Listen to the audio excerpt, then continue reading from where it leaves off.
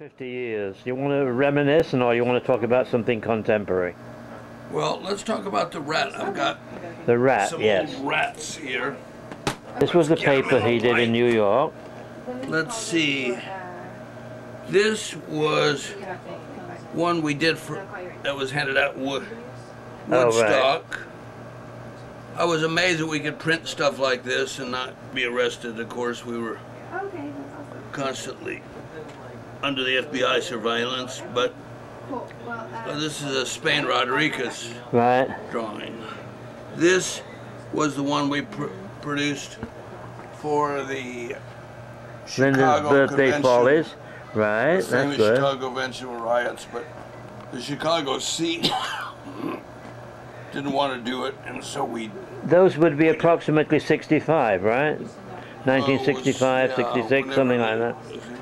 The one on the bottom left there... Tip it a bit, because that's better, because the light was on it. ...is right. the takeover at People's Park in Berkeley, California, and a hippie went out to the San Francisco airport with all the files from the Berkeley Tribe newspaper, and then we sent a hippie to the airport, and the hippie looked for the hippie. We didn't know any of these people, and they just gave it to him. Right. And then we beat the New York Times with the story, and the FBI later decided that was proof there was a big national conspiracy, because we couldn't have had that story that quick unless we had been part of the pre-planning riot at People's Park in Berkeley. And the Che. Man, the Che was somebody's... They did a movie and we had the script. So what? After how many years were you doing that paper in New York? I have no idea. Maybe 5 or 6, about right? 1,400. Because each day was so long and intense. And what did that do for your subsequent life? I mean, you learned a lot from it, obviously. Yeah, I wound up with 4 felonies on me, so that was pretty good, and heard all summer and decided to keep it. You were Texas born and bred, Jeff, so... No, I was born in Los Angeles, actually. Oh, I didn't know that. I see, okay. So what made you finally come back to Texas rather than... I went, let's see, I got kicked out of 3 schools, 3 colleges here. At Texas A&M, Sam Houston State, and then the University of Texas. And so I had a particular fondness, because to get kicked out of 3 universities is a good achievement. And you want to describe what you actually do now, what involves all your time? No. Okay, we'll leave that alone. Well, it's not as interesting as this period, though. I get people in movies and commercials. We booked 200 people in speaking roles in Hollywood movies in the last year. I see, yes. But is that very interesting? I don't know. If you're trying some slime only if there's something LA, specific. I guess it's interesting. If you're... so you get a lot of people speaking in bad Hollywood movies. Yeah, I see. So, would you say that, I mean, definitely, by definition, by doing an underground paper in New York, we were all radicals. Would you say that you're as radical now as you were then? I'm sorry? Maybe more so. I don't know. I never felt, I always felt spiritually centered, so the issues I was concerned with then are the same ones I'm concerned with now.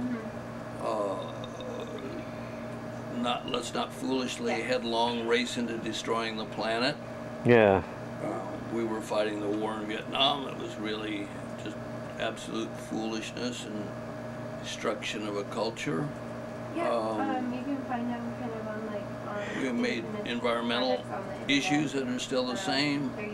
We were preaching sexual tolerance, the same.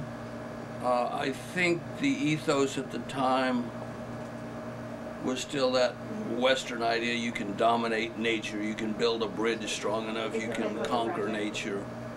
And we came out of a different place. You call it the Sioux Indian vision or the acid vision or whatever, but that we're all part of one thing, and you have to live in harmony with it. You can't try to conquer it.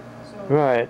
Well, now, when I wandered around the world in those days, I discovered that every underground paper all over the world believed in two things. They all wanted to end the Vietnam War, and they all wanted to legalize marijuana. Now, the war ended partly because of us, but not entirely. Here we are 40 years later, marijuana is still illegal. Do you have any thoughts on that? Well, I really didn't like this drug testing, which was the first instance in America where people were considered guilty till they proved themselves innocent. Up until the initiation of drug testing, people were always innocent till they proven guilty, but people had to take a test to prove they were innocent. I don't think marijuana is a very important issue, except half the people in jail are there for pot, which is absolutely ridiculous because alcohol is a much worse or harmful drug than pot, and that's a legal drug with strong lobby to keep pot illegal.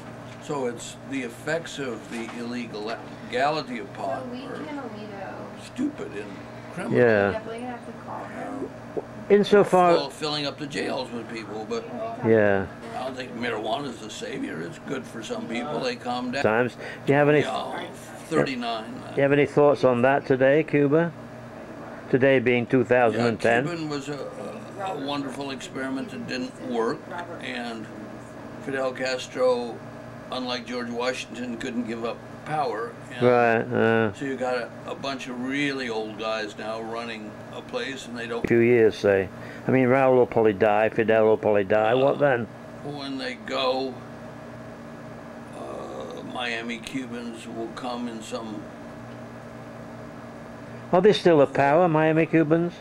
Enough that they'll go back to Cuba and really screw it up. I have long thought that they should make their deals with the Canadians and the Europeans and offset the influence of the United States, which will turn it into like a big, lively whorehouse border town, if they can. Any final last thoughts? Keep good wishes, remembrances, whatever. Well, I want to say onward through the fog.